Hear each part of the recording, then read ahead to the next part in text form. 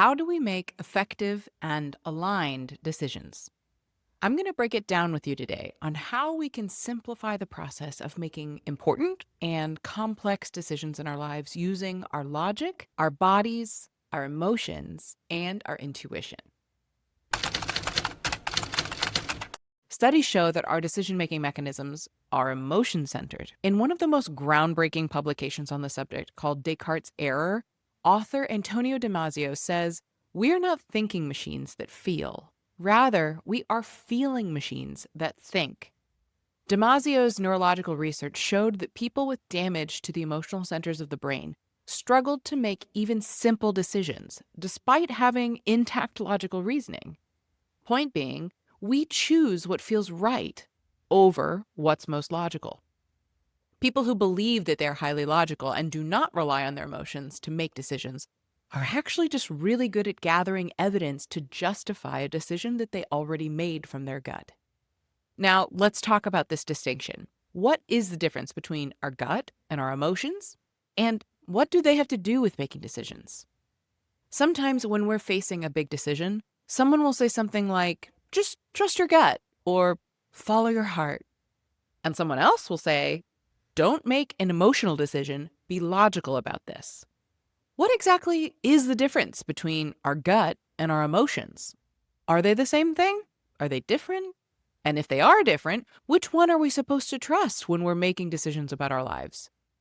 The fascinating thing is that psychology and neuroscience actually have a lot to say about this. Researchers talk about something called interoception. That's just a fancy word for our awareness of the signals coming from inside of our body. Those signals are constantly being sent from our body to our brain. So when people say they have a gut feeling, sometimes it's actually quite literal. Our body is sending us information, a tightening, a sinking feeling, a sense of expansion, a quiet calm. Our nervous system is whispering, something about this matters. But here's where it gets interesting. Our gut and our emotions are related, but they're not the same thing. Think of it like this. Your gut is the instrument, and your emotions are the music. The instrument produces the vibrations, the raw signals, but the music is what happens when those vibrations get interpreted, organized, and turned into something meaningful. Emotions are bigger than bodily sensations. They include the body, yes, but they also include our memories, our interpretations, our past experiences, and the meaning we assign to what's happening. Fear says, there might be danger here. Anger says, a boundary has been crossed. Excitement says, something meaningful might happen. Guilt says, one of our values might be out of alignment. Our gut, on the other hand, tends to speak in fewer words. It's more like, this feels off. This feels heavy. This feels safe. This feels expansive. It's the body's early signal, sometimes arriving before we have the language to explain why. You could think of it like walking into a room and immediately sensing the vibe. You don't yet know the story, you haven't gathered the facts, but something in your body says, or, oh, this feels good.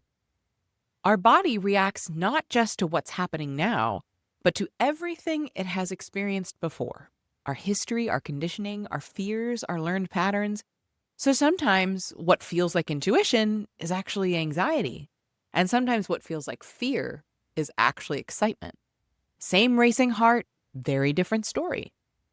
As a small tangent here, this is one of the biggest reasons I hired a life coach and ultimately became a professional life coach. Because how we interpret these emotions, these bodily sensations, or even these gut feelings can often be left up to the stories that we believe to be true about ourselves, our lives, or the world. We will automatically assign a feeling, a label, a story, a justification to decide what it means to us, and then choose from there. At a training I attended with Tony Robbins, he said something really powerful. The quality of our life comes down to the quality of our decisions. And the quality of our decisions is directly related to how well we interpret what our body, our intuition, and even our emotions are telling us. For example, I know many people who pride themselves on being prudent decision makers. They think things through thoroughly, examine things from all angles, and believe that they choose the most logical and optimal option. But when I put my coaching hat on and I ask them a few questions, I notice a few things. One, they believe the longer they think about something, the better. They believe that when they feel fear about something, that's the same thing as their body saying no. And they believe they made a logical decision based on only facts. But what they really did was choose the one that avoided feeling more of that uncomfortable feeling of fear, and then they justified it with logic. None of those three statements are true. They're just beliefs. Those people believe these to be true about life. But I can easily and quickly reference other people, other examples, or beliefs that completely disprove these statements. That effective decisions made quickly from the intuition circumvent overthinking and can be more effective. That people who perceive fear about a decision initially, but have deeper self-awareness, can distinguish that that's actually excitement and hope. And the most powerful decision-making doesn't come from gut or logic or emotion. It comes from letting them work together. So ultimately, what helps us make the best decisions in life is by working on the skill of collecting data from within and being conscious of our internal influences and beliefs. What is true for all of us is this: our body speaks first, our emotions give the signal meaning, and then our reasoning mind gets to sit down at the table and ask, okay, what do we want to do with this information? So the next time you're facing a decision, instead of asking, should I trust my gut? Should I trust how I feel? Or should I trust the facts and my logic? You might try a different set of questions. In today's episode, I'm going to give you a variety of tools that you can use. Some tap into thinking through a decision, some that tap into feeling out a decision, and some that tap into sensing our way to a decision. These can be applied anywhere in our lives, and I highly recommend testing out more than one so you develop a deeper awareness of your own decision-making process. So let me start with those who love to think through their decisions. Honestly, I can't lie, I love these tools. I have done a lot of work over the years to develop a deeper connection to my body and its messages, my spirit and its wisdom, and the deeper knowing we all have access to. But my brain loves a good list. And these exercises certainly have helped me organize my thoughts when I feel torn or scattered about a decision, because they clarify the information. So the exercise is called the 6 Thinking Hats, and it was first shared by Edward de Bono. The way the exercise goes is you have 6 different thinking hats, and each hat has a color that represents a different perspective or lens to take towards the decision. You want to go in the following order. Number 1, the white hat. You can think of that as a white coat or a doctor, someone who thinks highly logically, looks at the data, information, and facts. Then you want to put on the red hat.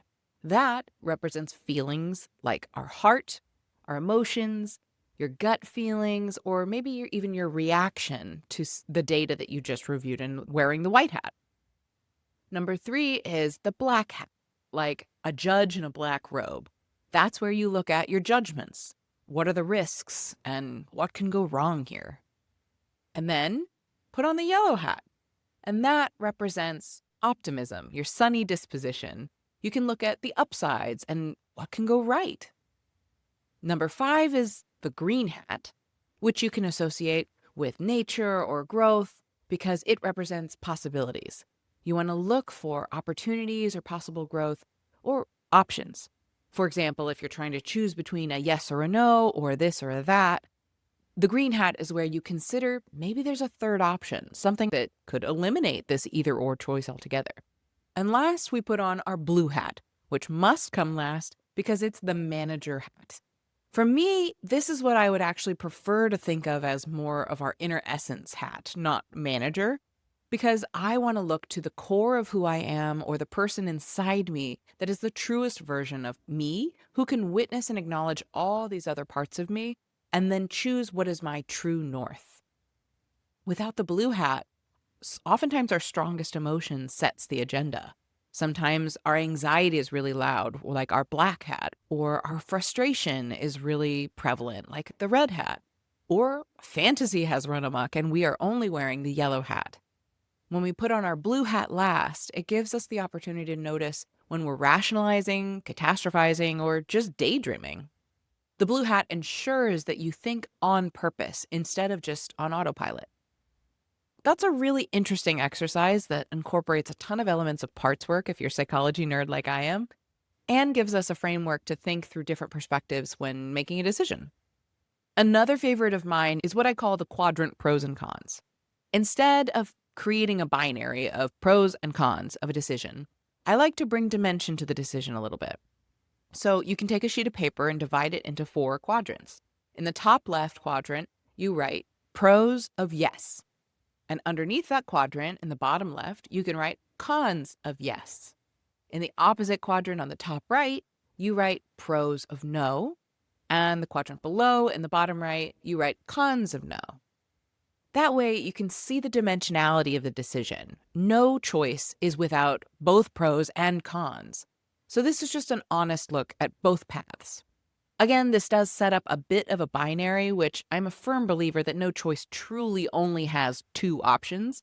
But if your starting point is A or B, then by filling out this chart, it's possible you may see something in the pros of no column that sparks an idea for something that you can integrate into your yes decision. I'm curious to know, what do you think of these exercises? How aware are you of your blue hat's influential beliefs? Do you know people who make decisions based off totally different truths about how life works? Does it drive you crazy or does it intrigue you? And how does it feel to take something that seems black and white and shade in some dimension to it using this quadrant exercise? Did you find a new perspective on your decision? I'd love to hear all of your thoughts in the comments below. And with that, we've come to the end of today's episode on the Contentment Creator channel, where we looked at how to make decisions from our logic, our body, our emotions, and our intuition. Whether you caught the whole episode or one of our segments, either way, thank you so much for making it all the way to the end. And I hope you are subscribed so you don't miss next week's episode. Join me in my mission to turn a world full of content creators into a world of contentment creators. Bye, y'all.